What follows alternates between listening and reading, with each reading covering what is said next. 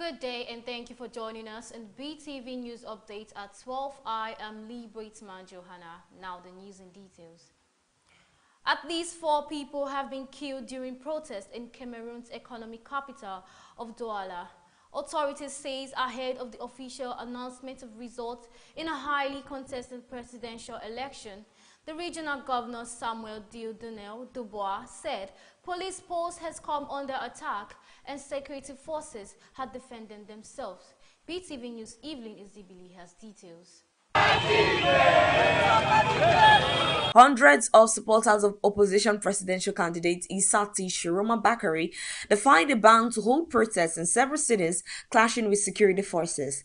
Shiroma Bakari has insisted he won the presidential election held on 12 October, challenging incumbent President Paul Biya for the 3-year-old hold on power. The ruling CPDM party has dismissed the claims. Dubois condemned the deadly protests that he described as premeditated acts of violence and a serious attack on public order and national security. 4 people unfortunately lost their lives, he said, adding that several members of the security forces were also injured. Investigations have been opened so that light can be shed on these unfortunate incidents, while threatening to take action against the instigators. In Shiroma Bakari's stronghold of Garoua, a city in the north of the country, police fired tear gas and water cannons at his supporters. The protesters were denouncing what they said was a plan by the ruling party, Cameroon People's Democratic Movement (CPDN), to steal the victory from the opposition leader. The demonstrations came after Shiroma Bakari called on his supporters in the country and the diaspora to march peacefully to liberate Cameroon. Authorities have banned gatherings until Monday, when Cameroon's Constitutional Council is set to announce the results. In Garoua, the demonstrations began peacefully but quickly turned rowdy when security forces threw tear gas on the streets to disperse the hundreds of people that had gathered in support of Shiroma's Bakari. One protester was seen carrying a banner urging U.S. President Donald Trump to help them. Supporters also took to the streets in southwestern city of Douala, saying they went to Shiroma. Evelyn Izibili reporting for BeeTv News.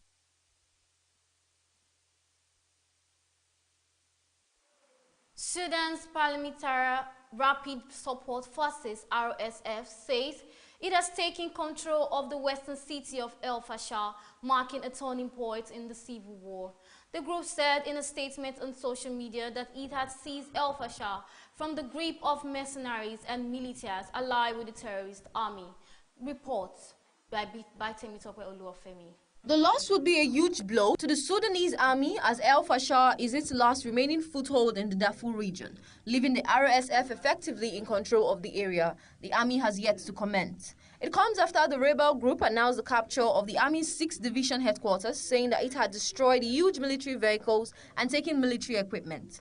Local pro-army fighters, the Popular Resistance, accused the RSF of running a media disinformation campaign to undermine the high morale of the forces. The RSF has surrounded El Fasher for the last 18 months with army positions and civilians under frequent bombardment. An estimated 300,000 people have been trapped by the fighting. In August, satellite imagery showed a series of extensive earthen walls being constructed. UN Relief Chief Tom Felcher said on Sunday that he was deeply alarmed by the reports from El Fasher and called for an immediate ceasefire across Darfur and the rest of Sudan. Hundreds of thousands of civilians are trapped and terrified, shelled, starving, and without access to healthcare or safety, Mr. Fletcher said in his statement, adding that intensified attacks has made it impossible to get aid into the city.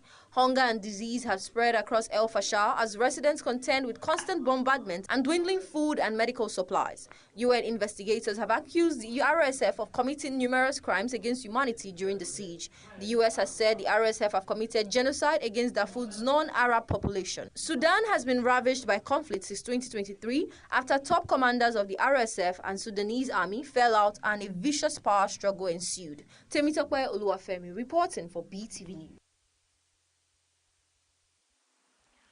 Kurdish officials in northeastern Syria say Islamic State IS militants are regrouping and stepping up attacks amid instability following the fall of Bashar al-Assad's regime. Siamen Ali, spokesman for the Kurdish People's Protection Unit (YPG), noted that IS attacks have risen tenfold, with fighters seizing weapons from abandoned government depots. The YPG, part of the US-backed Syrian Democratic Force (SDF), has been battling IS for over a decade. In recent months, 30 Kurdish fighters have been killed and nearly 100 IS militants captured. Among the dead was 21-year-old Walid Abdul Basit Sheikh Malsa, whose murder called for revenge against the extremists. Around 8,000 IS suspects from 48 countries remain held without trial in Kurdish prisons, where officials say militants are reorganizing under inmate emirs in the Real and Hawol camps. About 34,000 IS members are detained in dire conditions, with many still loyal to the group's ideology. Kurdish commanders warn that IS is trying to rebuild through these camps, smuggling out young boys and indoctrinating children.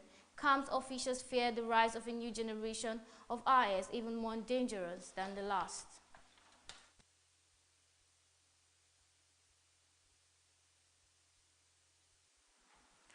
King Charles III will unveil a memorial to lesbian, gay, bisexual and transgender military personnel as his first official engagement in support of the LGBT+ community.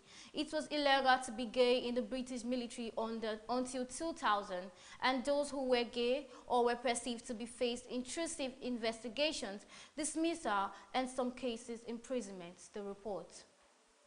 The memorial, named the Open Letter, is dedicated to people from the LGBT+ community, now serving in forces, as well as to mark the suffering of those who served under the ban. Affected veterans say the monument signifies closure after decades of campaigning, first to change the law and then to push the government to make reparations. The bronze sculpture, designed by Norfolk-based artist collective Abraxas Academy, will be officially unveiled today at the National Memorial Arboretum in Staffordshire, the UK's national remembrance site. It resembles a crumpled piece of paper containing words from personal letters which were used as evidence to incriminate people. The LGBT+ Veterans Memorial is one of 49 recommendations made by the Ethathon Review, an independent report commissioned by government which looked at the treatment of LGBT+ veterans who served under the ban. The report's author, the late Lord Ethathon, said it gave shocking evidence of a homophobic culture,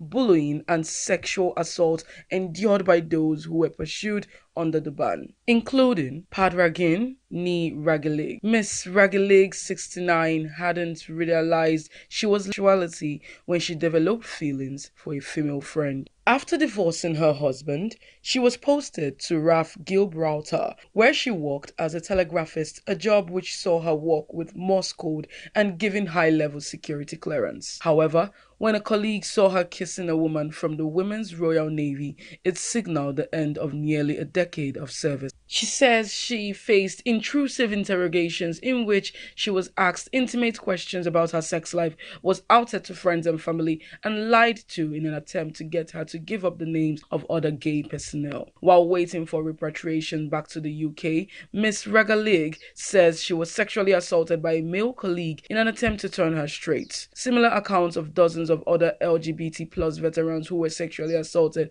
after revealing their sexuality are well documented in the Ethathon report. Abraxas Academy, a collective of artists behind the LGBT+ Armed Forces Community Memorial, were chosen from over 35 submissions by a panel made up of current and former LGBT+ personnel and groups including the Royal British Legion. Nina Bilby designed lead for the monument. It was humbling to be involved in such an emotive project. The memorial project was led by Fighting with Pride, an LGBT+ veteran support charity set up to campaign for justice and support those impacted by the ban. Its chief executive, Peter Gibson, said it's a deeply emotional moment, expressing in physical form that what happened to them should never have taken place. Veterans impacted by the ban can apply for a financial redress payment of up to £70,000. Mr. Gibson said he hoped the memorial would encourage veterans who have not yet come forward to apply for reparations or to get in touch with the charity for support. Harmony Agbafo reporting for BeeTv News. Teams from Egypt and the International Committee of the Red Cross (ICRC) have been allowed to search for bodies of deceased hostages taken during the 7th October attacks, Israeli authorities have confirmed. The Israeli government said the team have been permitted to search beyond the so-called yellow line in the area controlled by the Israel Defense Forces (IDF) in Gaza. BeeTv News Evelyn Zibili has details. Separately, on Sunday, Israeli media reported that Hamas members had also been allowed to enter the IDF-controlled area of Gaza to aid the search alongside the ICRC team. Hamas had transferred 15 out of 28 deceased Israeli hostages under the first phase of a U.S. brokered ceasefire deal, which requires it to hand over all hostage bodies. The group said it is now coordinating with Egyptian authorities. Donald Trump has warned Hamas to start returning the bodies quickly, or the other countries involved in this great peace will take action. An Israeli spokesperson said the Egyptian team has been permitted to work with the ICRC to locate the bodies and would use excavator machines and truck for the search beyond the yellow line. The yellow line marks the boundary running along the north, south, and east of Gaza that Israel withdrew to as part of the first phase of the ceasefire deal. Until now, Israel has not approved the entry of such teams. Egypt, along with Qatar and Turkey, is a key signatory of the Trump-brokered Gaza peace plan, which was signed in the Egyptian resort of Sharm el-Sheikh earlier this month. The ICRC has already been heavily involved in the return of hostages. Hamas does not hand over its captive, living or deceased, directly to the Israel Defense Force (IDF), but rather to the ICRC, which in turn extorts them through Gaza and hands them on to the IDF. But the arrival of Egyptian excavation team inside the Gaza Strip is new. After more than 2 years of intense bombardment by Israel, the UN estimates that as much as 84% of the territory has been reduced to rubble. Hamas says it is doing its best to retrieve hostage bodies, but it faces difficulty finding them under rubble of buildings bombed out by the Israeli military in Gaza. It is now coordinating with the Egyptian authorities. On Sunday, an Israeli government spokesperson said that Hamas knew where the bodies were. If Hamas made more of an effort, they would be able to retrieve the remaining of our hostages, the spokesperson said. Trump posted on his Truth social platform on Saturday that action would be taken if the bodies of the deceased hostages were not returned quickly. Some of the bodies are hard to reach, but others they can return now, and for some reasons they are not. On Friday, U.S. Secretary of State Marco Rubio said a lot of countries have offered to be part of the force, but added Israel would have been comfortable with participants. This appears to be a reference to Turkey. Amid reports Israel had vetoed the country's involvement. It remained unclear, however, how such a force could be deployed without an understanding with Hamas.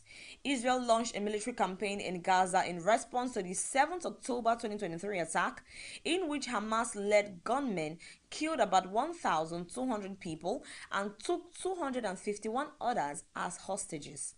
At least 68,519 have been killed in Israeli attack in Gaza since then, according to the territory's Hamas-run health ministry. Evelyn Izibili reporting for BeeTv News. Tanzanian President Samia Suluhu Hassan is expected to win Wednesday's election with little competition after major opposition figures were barred or detained. Samia, who became Tanzania's first female leader in 2021, initially earned praise for her reformist 4RS agenda, but now faces criticism over shrinking political freedom. The main opposition party, Chadema, and its leader, Tundu Lissu, has sidelined, while other key rivals have been disqualified. Supporters hailed Samia for stabilizing the economy and empowering women, but analysts warn that voters' apathy and repression could mar the credibility of a likely landslide victory.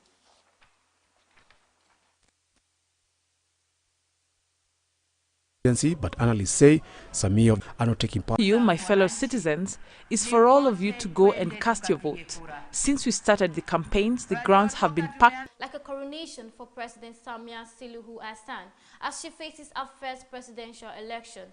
The 65-year-old became the East African nation's first female head of state after the death in 2021 of sitting President John Magufuli.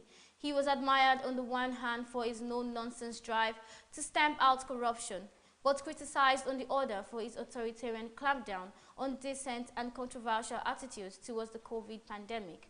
President Samia, who had been vice president, seemed like a breath of fresh air, and with her warmer and friendlier style, she initiated reforms that seemed to represent a radical departure from her predecessors' policies. Her 4Rs policy, reconciliation, resilience, reform, and rebuilding, reopened Tanzania to foreign investors, restored donor relations, and modified the International Monetary Fund, IMF, and World Bank. She made a difference. The lost relationship between Tanzania and international organizations such as World Bank was restored, political analyst Mohamed Issa told the BBC. But over the last 2 years or so, the political space has drastically shrunk, and the targeting of government critics and opposition voices is said to be more ruthless now than it ever was under Magufuli, with regular adoptions and killings now reported. And now to business news. The Federal Inland Revenue Service has achieved a record-breaking tax collection of 47.39 naira between October 2023 and September 2025. This period is under the current leadership of the IFIRS chairman, Sak Adejeji. President Bola Tinubu has approved the appointment of the tax chair on September 14, 2023. Let's join BeeTv News Favor Kolawole for details and more from Business World. The tax agency exceeded its revenue target by 15%, according to new performance figures obtained.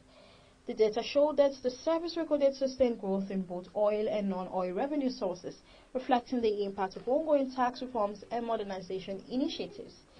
The 47.39 trillion naira collection represents a sharp jump from 21.97 trillion naira recorded between October 2021 and September 2023, underscoring a 115% performance against target. Within the period, non-import VAT exceeded its target by 137%, while import VAT hit 131%, signaling stronger compliance among registered businesses via enhanced digital monitoring and stricter enforcement of tax remittance across key sectors. Delta Airline has deployed its next-generation Airbus A350-900 and A330-900 neo aircraft on the Lagos-Atlanta route. The airline made this known through a statement made available to newsmen on Sunday. The statement noted that by the late November, the route will be operated with a mix of A350-900 and A330-900 neo aircraft, starting in early December. Delta plans to operate all Lagos-Atlanta flights exclusively with the A350-900, its flagship long-haul aircraft. These operations, according to the airline, will continue throughout the winter season to meet the high travel and cargo demand characteristics of the holidays. Pipeline Infrastructure Nigeria Limited, a pipeline surveillance firm, says it has expanded its operations pro bono to include all oil and gas facilities in close proximity to the Trans-Niger Pipeline. PINL operates on the eastern corridor of the Trans-Niger Pipeline, but it decided to provide free services in the interest of national development. The General Manager, Community Relations and Stakeholder Engagement of PINL, Dr. Akpos Meze, made a disclosure on Sunday while addressing stakeholders from the host community. Meze called on stakeholders to scale up real-time information around the nation's critical assets to ensure optimum protection. The Dangote refinery has officially begun construction work for the expansion of the facility from 650,000 barrels to 1.4 million barrels per day. The president of the Dangote Group, Alhaji Aliko Dangote, made the announcement at a press briefing in Lagos State on Sunday. Flanked by his friend, the chairman of First Bank, Mr. Femi Otedola, Dangote said this would make the refinery the largest in the world. Dangote said the company had signed an agreement with the technology licensor that will expand the facility. Favor Kolawole reporting for BeeTv News. Moving on to entertainment news. Nigerian TikTok sensation Pella overcome with the emotions upon earning 25 million coins after live stream with a Chinese man. This came after he previously earned 11 million coins on TikTok, equivalent to $143,000 during the viral Hallelujah Challenge. Also, Diane von Furstenberg shared a loving tribute to her husband, Barry Della, who came out as gay earlier this year. Let's join BeeTv News Evelyn Izibili for details and more from Entertainment World.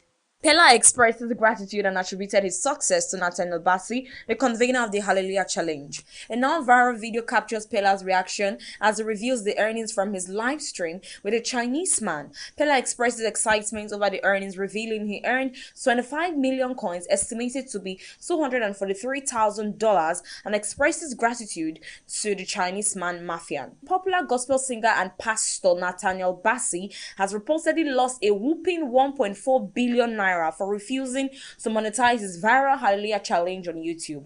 The claim, made by a social media user identified as @is_well the capitalist, has gone viral, sparking widespread debate about how much the gospel star would have